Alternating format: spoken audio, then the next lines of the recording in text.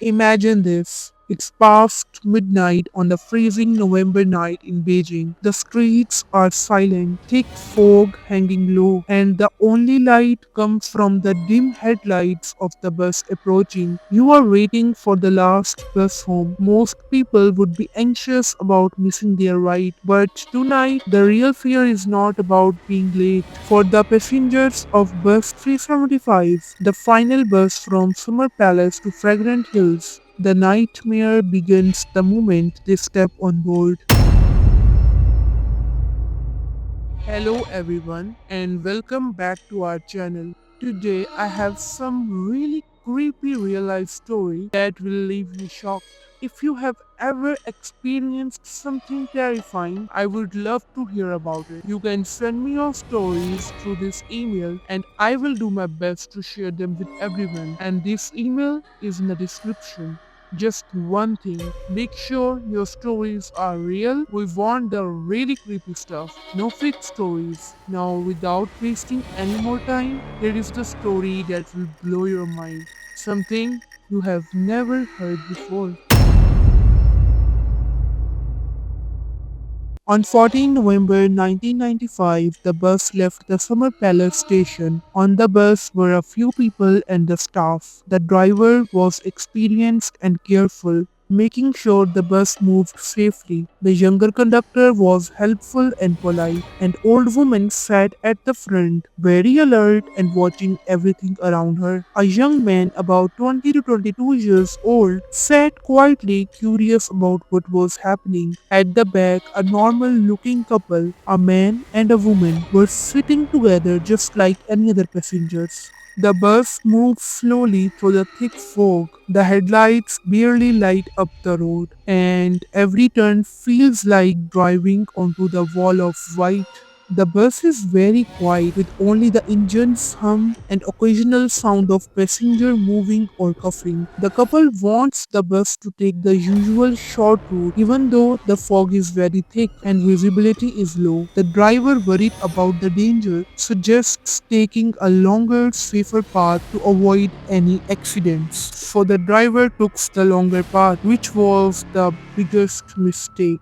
When the bus reaches their stop, they get off, leaving only four people on board: the driver, the conductor, the old woman, and a young man. That's when things started to feel different. The silence became heavier, the fog looks thicker, and the night feels colder. Soon, the driver notices three figures standing on the side of the road. There are no street lights, no other cars, and the fog is so thick that it's hard to see anything. Yet somehow these three people are clearly there. They are wearing old-fashioned, dusty clothes, looking like they belong to a completely different time. The middle figure seems weak and is being supported on both sides by the other two, as if he can barely stand on his own. What makes it even stranger is that no one can understand how they are even visible through the dense fog. There's something about them that immediately feels wrong, a little chilling even before they step onto the bus. When the three mysterious figures step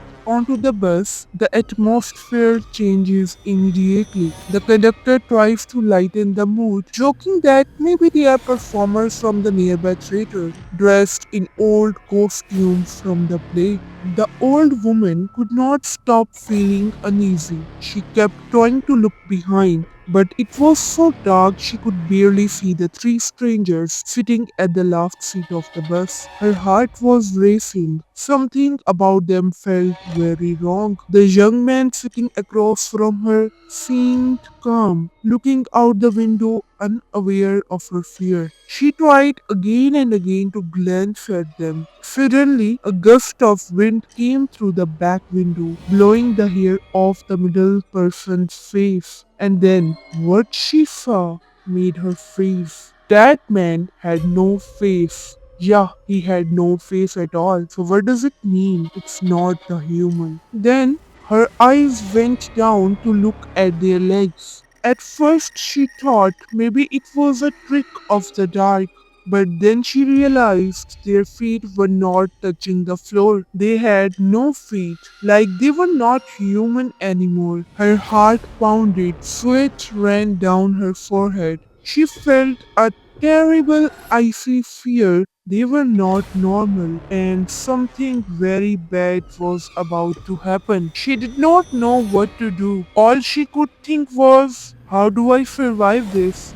How do I save my life? Suddenly, out of nowhere, a black cat ran across the road. The bus driver slammed on the brakes with all his strength. The bus jerked violently, throwing everyone forward. The old woman lost her balance and fell onto the young man sitting beside her. He lost his balance but tried to stay upright, holding the seat in front of him. The driver's hands were white on the steering wheel as he struggled to keep the bus from skidding off the road. The conductor held the overhead handles tightly, bracing himself, his face full of fear. In the middle of all this chaos, the three mysterious passengers at the back did not move at all. They sat perfectly still, heads slightly down, their feet floating above the floor. It was terrifying. Everyone else was thrown around, but they stayed completely unmoved, as if they were not even real. God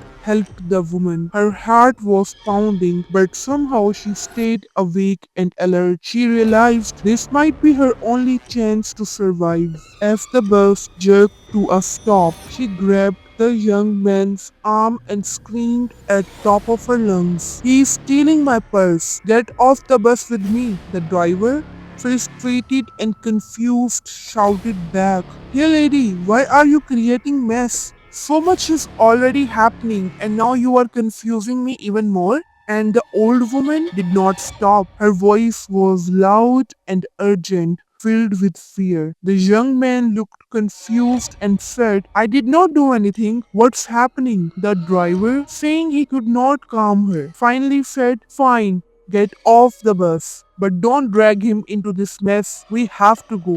Without hesitation, the woman grabbed the young man's jacket and pulled him off the bus. He was confused, shaking in the dark, and asked, "Why did you do that? Where are you taking me?" Breathless and scared, the woman spoke quickly and firmly. "I actually saved your life. You should be thanking me. Did you see those three men? They were not human. The middle one, he did not even have a face." The boy's face went pale, his eyes wide with fear. "Oh my god, what are you saying?" He stared at her for a moment, speechless. Then he hugged her tightly and whispered, "Thank you. I also thought something was very wrong with them." The young man and the old woman ran through the dark, praying they would reach a safe place. The forest around them was thick and scary, and the night felt endless. In the distance, they finally saw a faint light. As they got closer, they realized it was a police station. Relief spread through them. They had made it. Once inside, they hurriedly told the officers everything they had seen on the bus. But as usual, the police did not take them seriously. They laughed it off, saying, "It can't be possible. Why are you trying to scare us at this hour? Just go home. Nothing is going to happen." They took no any action and no investigation started immediately. This was the moment the story highlights. If the authorities had acted sooner, the tragedy that followed might have been prevented. The next morning, the bus station noticed that the bus had not come back. People started asking where it was. When the police found out, they realized something was wrong. They checked the CCTV cameras along the bus route. The bus was visible on the camera until the old woman and young man get off. After that, it disappeared completely. No one saw it anywhere. Later, the bus was found 100 kilometers away, sunk in the river. How it traveled so far without anyone saying it was a mystery. No one could explain it. Eventually, the authorities found the bus submerged at the bottom of the river. Inside, they discovered a horrifying scene. The driver was dead, the conductor was dead, and even the middle passenger of the mysterious group was dead. The other two passengers were nowhere to be found out and were never seen again. What made it even more disturbing was how quickly the bodies had decomposed, far faster than anything anyone could explain, especially since they had only been underwater for 2 days. To make the situation even stranger, the bus fuel tank, which should have been full, was completely empty and instead contained a dark, thick liquid that looked like blood. No mechanic or investigator could understand how the bus had ended up there, why the fuel tank had turned into that stranger substance, or what had caused the bodies to decay so quickly.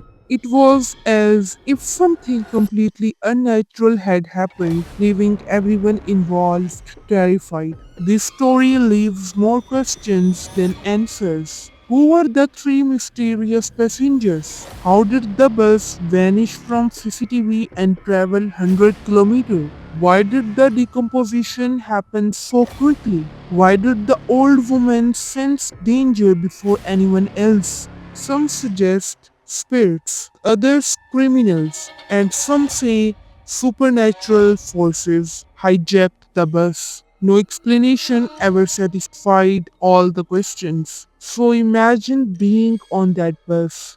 One wrong turn, one seemingly ordinary passenger, and your life could be at risk. The old woman's intuition saved her and the young man. If you were on a late night bus and someone warned you, would you trust your gut or ignore it? Bus 375 has become a legend in Beijing, a chilling story about the last bus. Even today, locals warn each other about late night rides. Remember, on a dark, foggy night, the wrong seat, the wrong bus, or wrong passenger could mean the difference between life and death.